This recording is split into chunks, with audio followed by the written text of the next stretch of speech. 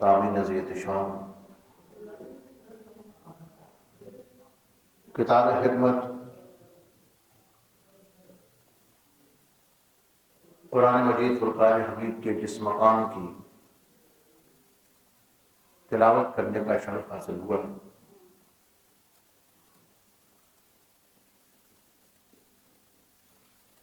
مالک کریم نے ارشاد فرمایا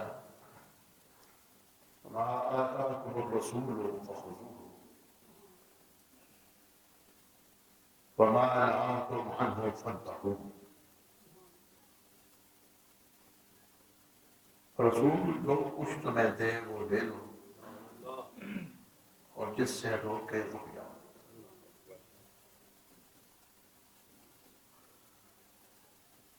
دنیا اور آخرت کی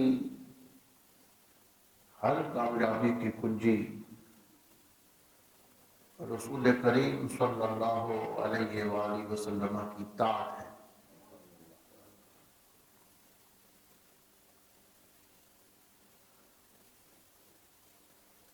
طاعت کا لفظ اپنے اندر ایک بڑا مفہوم رکھتا ہے، خوش دلی سے جو کام کیا جائے اس کو طاعت کرے۔ باپ بیٹے کو کسی کام کے کرنے کا حکم دے اور بیٹا اپنے لیے سعادت سمجھے کہ 4 بھائیوں میں سے 6 بھائیوں میں سے باپ نے مجھے حکم دیا ہے، تو یہ طاعت ہے۔ اور اگر یہ سمجھے کہ مجھے ہی کیوں کام ہے اور بے دلی کے ساتھ اپنے آپ پر بوجھ ڈال کر وہ کام کرے تو یہ اکراہ ہے، یہ مجبوری ہے، یہ طاعت نہیں۔ صحابہ کرام نے حضور علیہ السلام کی اطاعت کی ہے۔ سیرت کی کتب کے اندر یہ بات موجود ہے کہ صحابہ کرام کے مجمع میں نبی پاک علیہ السلام کسی بھی کام کا حکم دیتے تو ہر بندے کی یہ کوشش ہوتی تھی کہ سب سے پہلے میں وہ کام کروں۔ ایک دوسرے کی طرف نہیں دیکھتے تھے کہ دوسرا اٹھ کے چلا جائے گا، کوشش کرتے تھے کہ پہلے میں سرکار کے لیے یہ خدمت کروں۔ سیر و اعلام النبلاء یہ 20 جلدوں کی کتاب ہے۔ علامہ ذہبی اس میں لکھتے ہیں کہ حضرت عبداللہ بن رواحہ رضی اللہ تعالیٰ عنہ اپنے کھیت میں بانڈ لگا رہے تھے، کھیت میں کام کر رہے تھے۔ تھوڑے دور نبی پاک علیہ السلام نے اپنے صحابہ کرام کو محفل میں حکم دیا کہ اپنی اپنی جگہ پہ بیٹھ جاؤ۔ صحابی کے کان میں آواز مبارک پڑ گئی، وہی کھیت میں کانٹوں کے اوپر بیٹھ گئے۔ انہیں حکم نہیں تھا، حکم تو محفل والوں کو تھا۔ کسی نے پوچھا کہ آپ نے یہ کیا کیا ہے؟ آپ کو تو حضور نے نہیں فرمایا بیٹھ جاؤ، فرمایا بیٹھ جاؤ کی آواز تو میرے کانوں میں پڑ گئی۔ یہ نبی پاک علیہ السلام کی اطاعت تھی، اور جن لوگوں نے اطاعت کی اللہ نے ان کو بہت کرم نوازیوں سے عزت عطا فرمائی، شرف عطا فرمائے، بلند رتبے عطا فرمائے۔ اس میں آپ غور کریں تو اطاعت کا تعلق محبت سے ہے۔ محبت نہ ہو تو اطاعت نہیں ملتی۔ جس سے محبت ہوتی ہے اس کی بات کو مانا جاتا ہے، اس کے حکم پر عمل کیا جاتا ہے، جس چیز سے وہ روکے اس سے رکا جاتا ہے۔ اور اطاعت سے پھر اونچا درجہ اتباع کا ہے۔ اتباع کیا ہوتی ہے کہ حکم نہ بھی دیا جائے لیکن بندہ وہ کام کرے جو اس کی محبوب کی رضامندی کا ہو۔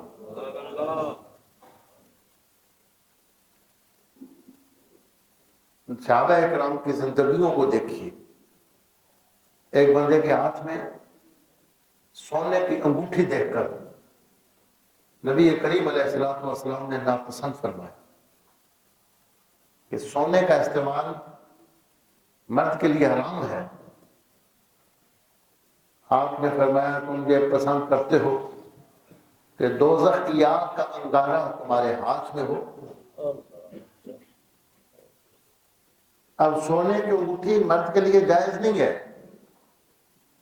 اگر وہ ایک لمحے کے لیے بھی پہنے گا تو ایک لمحے کے لیے حضور کی نافرمانی ہوگی. 2 گھنٹے کے لیے پہنے گا.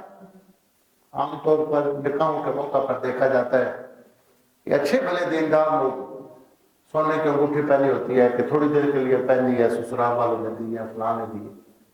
لیکن نافرمانی تو نافرمانی ہے، چاہے تھوڑی دیر کے لیے کی جائے یا زیادہ دیر کے لیے کی جائے. اس صحابی نے انگوٹھی کو اٹھایا اور پھینک دیا اور آگے چل دیے. تو کسی نے کہا کہ پہننا منع ہے، جیب میں رکھ لیں، گھر میں جا کر کسی استعمال میں لائیں، سونے کی انگوٹھی ہے. فرمایا اس چیز کو دوبارہ کیسے اٹھاؤں جس کو حضور نے ناپسندیدگی سے دیکھا ہے. یہ محبت کا اعلیٰ ترین درجہ ہے جس کو اتباع کہا جاتا ہے. مسند احمد بن حنبل، حضرت امام احمد بن حنبل نے کئی ہزار احادیث مبارکہ اس امت کے لیے جمع کی. مسند امام احمد بن حنبل 14 جلدوں کی حدیث کی کتاب ہے. حدیث کی بڑی کتابوں میں، اور امام احمد امام بخاری کے بھی استاد ہیں، امام مسلم کے بھی استاد ہیں، حدیث کے بڑے بڑے اماموں کے استاد ہیں یا استاد کے استاد. میں آج دیکھ رہا تھا ابن مفلح نے الآداب الشرعیہ ایک بڑی شاندار کتاب لکھی ہے جس میں ائمہ دین کے حالات ہیں، تابعین کے حالات ہیں، اتباع تابعین کے ہیں، فقہاء کے ہیں. آپ اندازہ کریں امام احمد بن حنبل کی اتباع اور محبت کا عالم. آپ فرماتے تھے کہ میں نے 1000 احادیث حضور علیہ السلام کی لکھی، حضور کی سنتیں لکھی، لیکن ایک بھی حدیث ایسی نہیں لکھی جو لکھی ہو اور خود اس پہ عمل نہ کیا ہو. آپ مسند امام احمد بن حنبل اتنی بڑی حدیث کی کتاب ہے، اور میں جس حدیث میں حضور نے کسی کام کا حکم دیا اگر میں نے وہ نقل کی ہے تو خود وہ کام کر کے دکھایا. جس کام سے سرکار نے روکا اگر میں نے وہ حدیث اپنی کتاب میں لکھی تو اس کام سے خود رک کے دیکھا. اور فرماتے ہیں کہ میں نے ایک حدیث پڑھی کہ حضور صلی اللہ علیہ وسلم نے حجامہ لگوایا. اس کو اردو میں سنگی لگوانا کہتے ہیں، پچھنا لگوانا بھی کہتے ہیں، کہ جسم میں جو زائد خون جمع ہو جاتا ہے اس خون کو نکالنا. آپ علیہ الصلوۃ والسلام فرماتے ہیں کہ معراج کی رات کو جہاں بھی فرشتوں سے میری ملاقات ہوئی فرشتوں نے مجھے کہا اپنی امت کو پچھنا لگوانے کا، حجامے کا حکم دے، اس میں شفا ہے. یہ مصنون علاج ہے.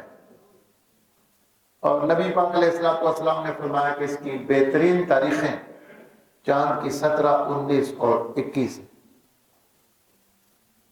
یہ باقاعدہ سنت علاج ہے. اور فرمایا جبریل امین نے مجھے آ کر کہا کہ اللہ نے آپ کی امت کے لیے شہد میں شفا رکھی ہے اور حجامہ لگوانے میں شفا رکھی. تو آپ علیہ الصلوۃ والسلام نے امت کے لیے سنت بنانے کے لیے حجامہ لگوایا کہ تمہارے وجود کے اندر جب خون زیادہ ہو جائے، گندا خون جمع ہو جائے تو حجامہ لگواؤ تو اس کے ساتھ بیماریاں نکل جائیں گی. لیکن آپ نے خود اس لیے نہیں لگوایا کہ جسم مبارک میں خون ایسا تھا، وہ خون اتنا نورانی تھا کہ نکال کے ایک صحابی کو دیا اور فرمایا کہ اس کو جا کے ایسی جگہ ڈال آؤ جہاں کوئی دیکھنے والا نہ ہو۔ وہ صحابی فرماتے ہیں میرے لیے ایک آزمائش تھی کہ میں زمین میں کس مقام پہ جا کر اللہ کے رسول کے خون مبارک کو پی۔ بالآخر میں نے پی لیا۔ جب میں واپس آیا تو آپ نے پوچھا کہ کیا کیا ہے؟ اب اس سوال کی بظاہر ضرورت نہیں، لیکن سرکار کچھ بتانا چاہتے تھے۔ عرض کی یا رسول اللہ ایسی جگہ چھوڑا ہے جہاں کوئی نہیں دیکھے گا۔ فرمایا تم نے وہ پی لیا ہے، آج کے بعد اللہ پیٹ کی بیماریوں سے محفوظ رکھے۔ عبداللہ ابن زبیر رضی اللہ تعالیٰ عنہ کو خون مبارک نکال کے دیا، انہوں نے پی لیا۔ فرمایا آج کے بعد پیٹ کی بیماریاں نہیں لگیں گی، لیکن ایک معاملہ ہوگا کہ اس خون سے ایسی جرت تمہارے دل کے اندر پیدا ہو جائے گی کہ تم غلط بات کو برداشت نہیں کر سکو گے، لوگ تم سے تنگ رہیں گے اور تم لوگوں سے تنگ رہو گے۔ تو وہ اثر یہ ہوا کہ عبداللہ بن زبیر بہت جرت تم میں پیدا ہو گئی اس خون مبارک کے اثر سے، اور حجاج نے ان کو خانہ کعبہ کے اندر شہید کروایا۔ علامہ ابن کثیر نے، جن کی تفسیر ابن کثیر بھی مشہور ہے، تاریخ کی ان کی کتاب ہے البدایہ والنہایہ، تاریخ ابن کثیر، اس میں لکھا، اور ان کی مہربانی ہے انہوں نے لکھ دیا، وہ نہ بھی لکھتے تو آج بھی مشاہدہ ہے۔ جو لوگ مکہ شریف میں جنت المالا میں جاتے ہیں اور جن کو یہ علم ہو کہ حضرت عبداللہ بن زبیر کی قبر مبارک کہاں ہے، تو ابن کثیر لکھتے ہیں کہ جب تک وہ زندہ رہے ان کے جسم سے خوشبو آتی تھی، اور جب ان کا وصال ہو گیا تو قبر مبارک سے بھی خوشبو آتی۔ حضور علیہ الصلوۃ والسلام کا جو خون مبارک، تو آپ صلی اللہ علیہ وآلہ وسلم پچنا لگوایا۔ امام احمد بن حنبل فرماتے ہیں کہ میرے سامنے یہ حدیث آئی کہ آپ نے پچنا لگانے والے کو، اس طبیب کو 1 دینار عطا فرمایا، جس نے سرکار کے جسم مبارک سے خون نکالا، آپ نے وہ علاج کروایا، اس کو 1 دینار۔ تو امام احمد بن حنبل فرماتے ہیں میں بھی میرا جامع والے کے پاس چلا گیا اور خون نکلوا کر 1 دینار دیا تاکہ سرکار کی سنت پہ بھی عمل ہو جائے۔ یہ بہت بڑے اعزاز کی بات ہے۔ صوفیہ اور عرفاء تو یہ فرماتے ہیں کہ جو بندہ اللہ کی راہ میں قدم رکھنا چاہے اور یہ چاہے کہ اللہ پاک اس سے راضی ہو جائے، وہ سرکار کے فرامین کو دیکھے، ایک ایسا کام جو حضور کو پسند تھا وہ پابندی سے شروع کر دے، ایک ایسا کام جو سرکار کو ناپسند تھا اس سے ہمیشہ کے لیے رکنے کا عہد کر لے، وہ اللہ کے راستے کا مسافر بن جائے۔ ایک کام ایسا اگر اختیار کر لے کہ آج کے بعد یہ کام ضرور میں کروں گا جو سرکار کرتے تھے، اور ایک کام چھوڑ دے جو حضور کو ناپسند تھا، تو وہ اللہ کی حفاظت میں آ جاتا ہے، اللہ کے راستے میں آ جاتا ہے۔ امام احمد بن حنبل کی شان کو دیکھیے، آپ فرماتے ہیں کہ میں نے جتنی حدیثیں لکھی ہیں ان پر خود عمل کیا ہے، اور پھر اللہ تعالیٰ کی طرف سے جو عزت ملی، جو اعزاز ملا، آپ فرماتے ہیں کہ 100 مرتبہ مجھے اللہ پاک کا دیدار نصیب ہوا۔ 100 مرتبہ، 99 مرتبہ جب دیدار ہوا تو پھر میرے ذہن میں ایک سوال آیا، اب جب دیدار ہوگا تو یہ سوال پوچھوں گا اللہ رب العزت سے کہ اللہ تیرے قرب کا راستہ کیا ہے، تیرے قریب ہونا چاہوں، آسان ترین راستہ کون سا ہے؟ تو فرمایا کہ مجھے اللہ پاک نے فرمایا جو میری کتاب کی تلاوت کرتا ہے میں اس کو اپنا قرب عطا فرما دیتا ہوں۔ عرض کیا بفہمن ام بلا فہمن، کہ وہ سمجھ کے پڑھے یا صرف تلاوت کرے؟ فرمایا جو صرف تلاوت بھی کرے میں اس کو بھی اپنا قرب عطا فرما دوں۔ جو سمجھ کے پڑھے گا اس کی تو بات ہی پوچھو، جس نے سمجھ کر اللہ کی کتاب کو پڑھا، اور یہ اللہ کی ایسی زندہ کتاب ہے، کتاب زندہ قرآن حکیم، حکمت او لا یزال اصل و قدیم۔ اقبال فرماتے ہیں کہ اس کی جو حکمتیں لا یزال ہیں، ہمیشہ رہنے والی ہیں اور قدیم ہیں۔ جیسے جیسے کوئی اس کتاب کے سامنے طلب کا دامن پھیلا کر سچی طلب لے کر بیٹھے گا، اس کے لیے قرآن کھلے گا، اس کے لیے قرآن کھل جائے۔ میں کل ایک کتاب میں پڑھ رہا تھا، میں حیران رہ گیا اس بزرگ کے استدلال پر۔ فرمایا کوئی بندہ اگر یہ محسوس کرے کہ میں بدبخت ہوں، اللہ بدبختی سے بچائے،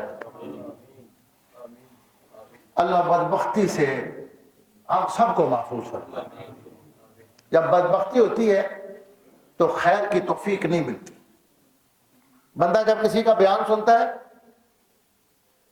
یہ سوچتا بھی ہے کہ میں یہ کام کروں گا لیکن کر نہیں سکتا، اس لیے کہ بدبختی گھیر لیتی ہے۔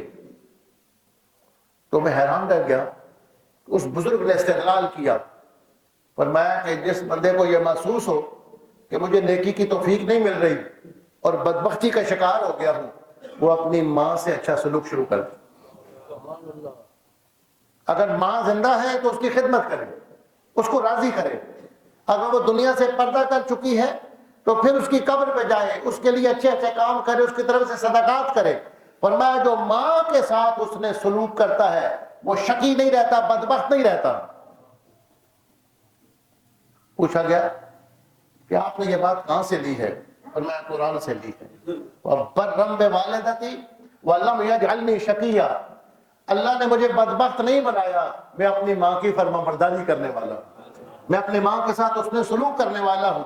حضرت عیسیٰ علیہ السلام کے یہ جملے ہیں کہ اللہ تعالیٰ نے مجھے کتاب دی ہے، اللہ نے مجھے عزت دی ہے، میں اپنی ماں کے ساتھ اس نے سلوک کرتا ہوں، اللہ نے مجھے بدبخت نہیں بنایا۔ فرمایا یہ دو آیتوں کا، دو جملوں کا جوڑ بتاتا ہے، جو ماں باپ کا فرمانبردار ہوتا ہے اللہ اس کو خوشبختوں میں شامل فرما دیتا ہے۔ یعنی یہ کتاب حکمت ہے، جیسے جیسے کوئی اس کے سامنے بیٹھتا ہے تو اللہ تبارک و تعالیٰ اس پر اسرار کھولتا ہے، اس پر راز کھولتا ہے۔ اللہ کے حبیب نے فرمایا قیامت تک اللہ کی کتاب کے عجائبات ختم نہیں ہوں گے، اس کے عجائبات کھلتے رہیں گے، اس کے اسرار کھلتے رہیں گے۔ اس دن ایک بزرگ عالم دین نے، لاہور کے ایک عالم دین ہے، تو ان کی گفتگو میں نے سنی، ملاقات اسلام آباد میں ہوئی، علامہ ظہور احمد فیضی۔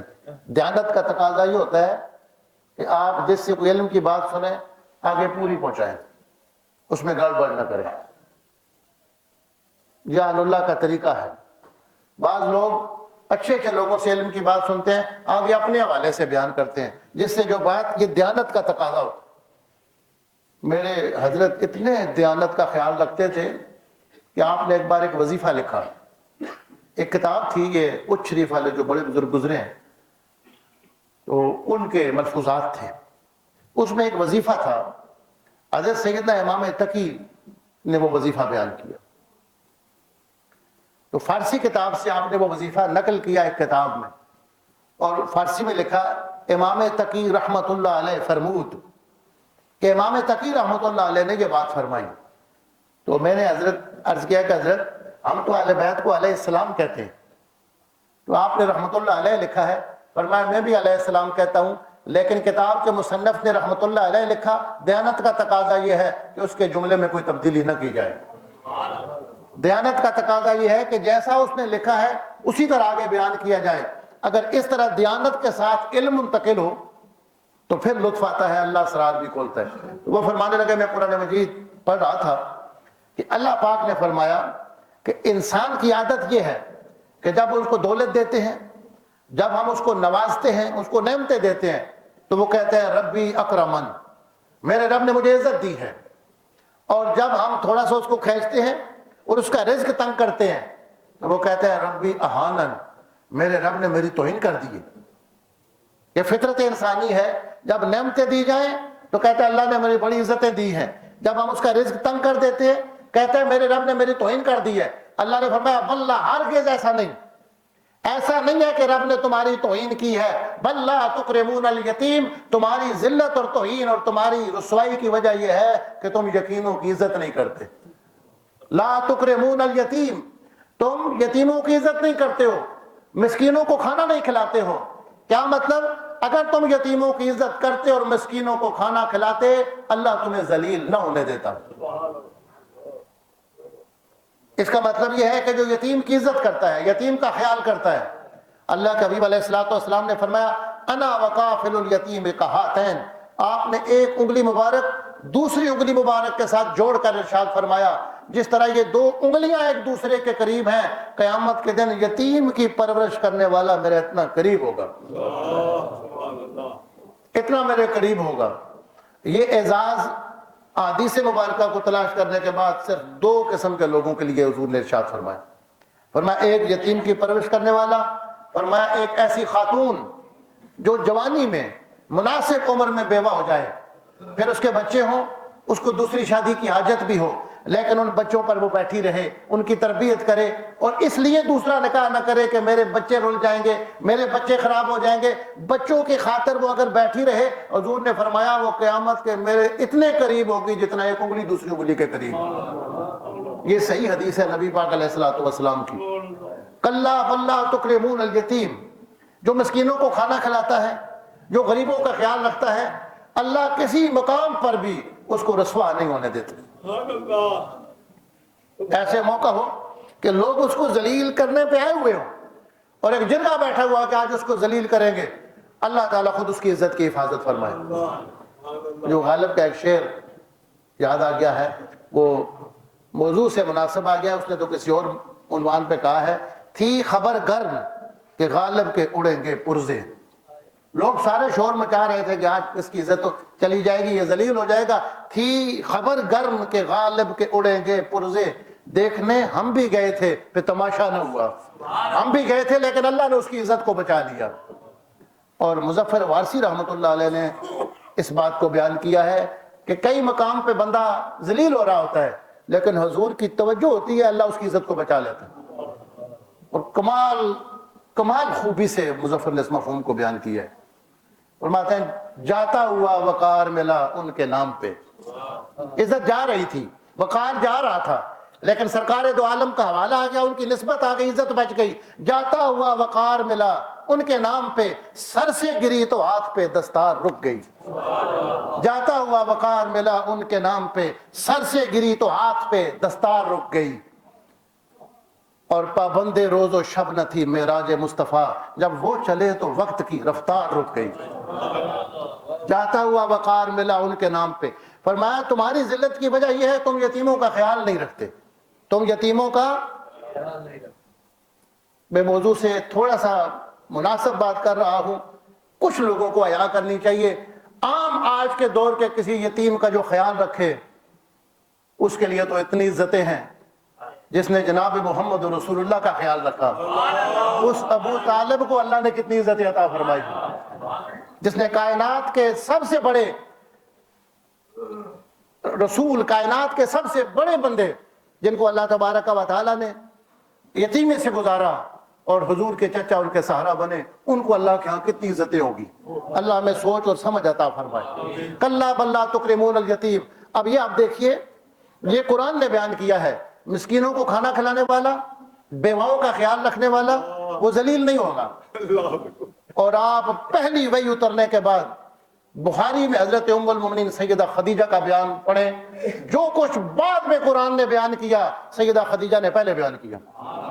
یہ صورتیں تو بعد میں اتری، بخاری کی حدیث ہے، جب جبریل علیہ السلام وحی لے کر آئے، نبی پاک علیہ السلام غار حرا سے جب گھر آئے تو اس وحی کے نور کی اثرات سے سرکار کو سردی لگی تھی، آپ نے کمبل اوڑھنے کا حکم دیا اور فرمایا کہ میرے ساتھ ایسے ہوا ہے، تو سیدہ خدیجہ نے فرمایا آپ تسلی رکھیں، آپ کا رب آپ کو رسوا نہیں کرے گا۔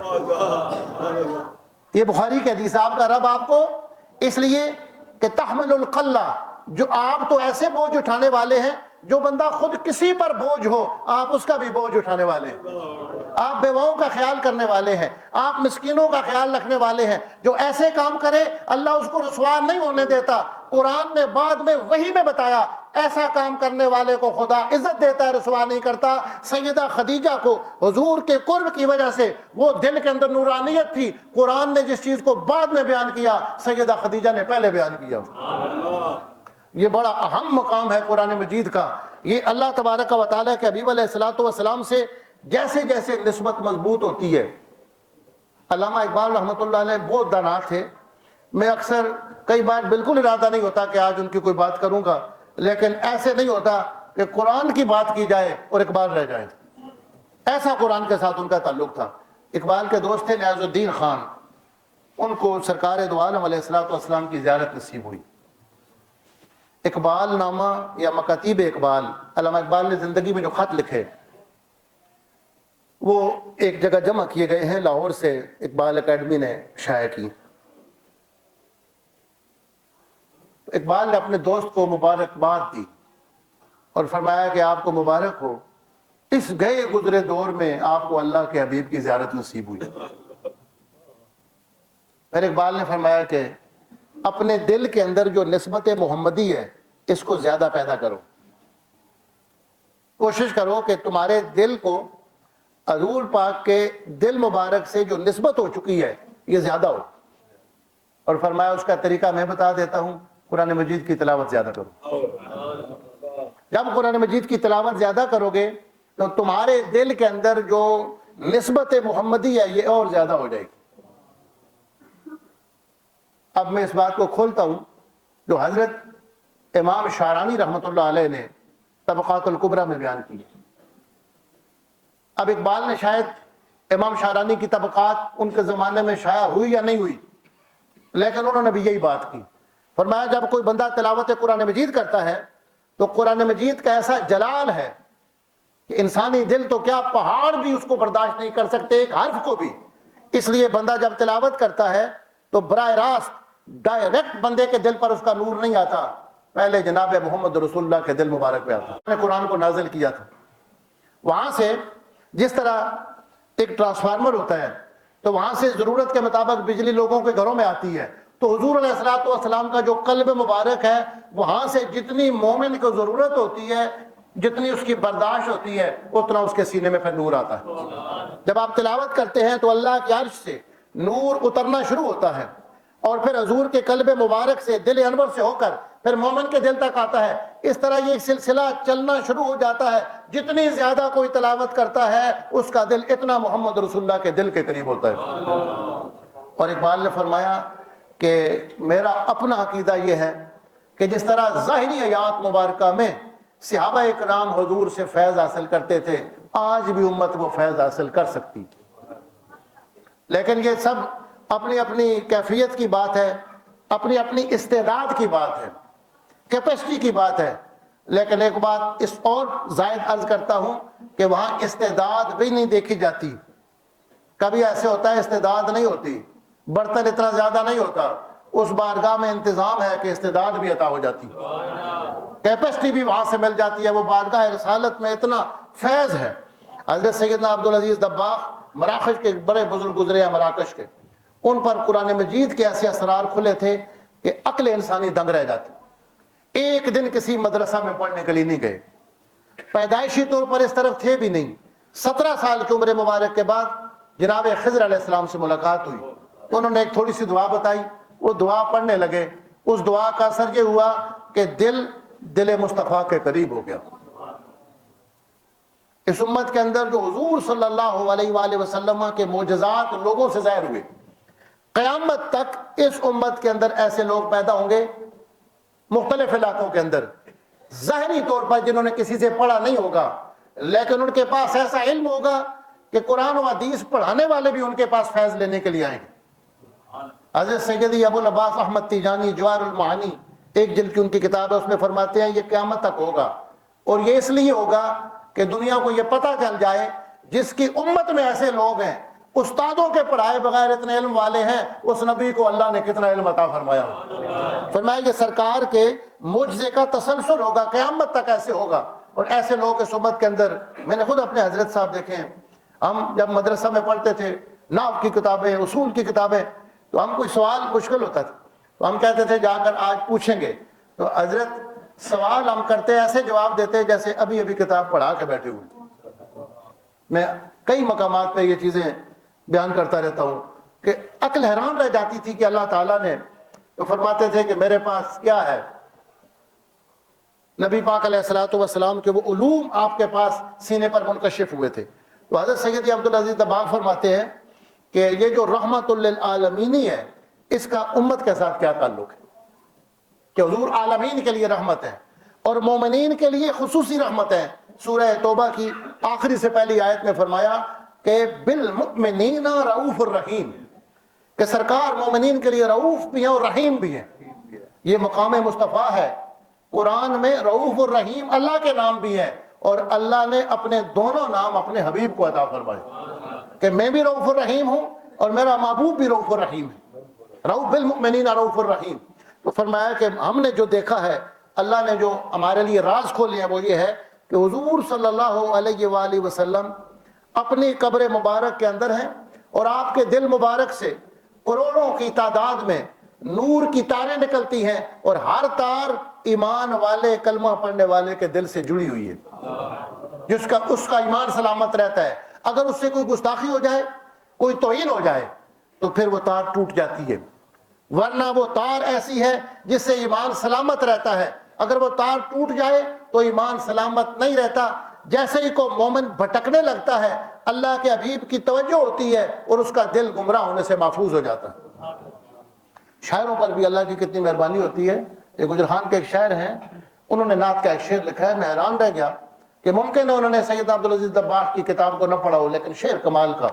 فرماتے ہیں کہ سلسلہ زلف ضیاء بار سے جڑ جاتا ہے، میں بھٹکتا ہوں تو دل تار سے جڑ جاتا ہے۔ اللہ تعالیٰ اس تار کے ساتھ ہمارے تعلق کو سلامت رکھے۔ یاد رکھیں، درود شریف بندہ جتنا زیادہ پڑھتا ہے وہ تعلق اتنا زیادہ مضبوط ہوتا ہے۔ تلاوت قرآن مجید جتنی زیادہ کرتا ہے وہ تعلق اتنا زیادہ مضبوط ہوتا ہے۔ اللہ ہمارے ایمانوں کو سلامت رکھے، اور اللہ آخری دم تک ہمارے ایمانوں کو محفوظ رکھے۔